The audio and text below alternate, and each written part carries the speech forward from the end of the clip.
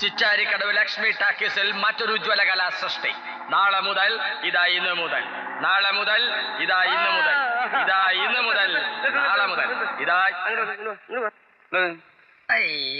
നീ കൊറേ നേരമായില്ല ചിലക്കാൻ തുടങ്ങിട്ട്. പടത്തിന്റെ പേരെന്താ? ഇതാ ഇന്ന് മുതൽ. പടത്തിന്റെ പേരെന്താന്ന്? ഇതാ ഇന്ന് മുതൽ. അപ്പൊ കുറച്ചു നേരത്തിന് നീ നാളെ മുതൽ പറഞ്ഞല്ലോ. നാളെ മുതൽ ഇതാ ഇന്ന് മുതൽ.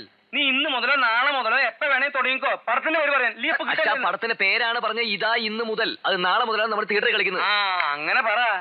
ഞാൻ ഇത്ര വലിയ പോലീസുകാരനായിട്ട് എനിക്ക് എന്നെ മനസ്സിലാവില്ല, പിന്നെയാണ് നാട്ടുകാർക്ക് മനസ്സിലാവുക.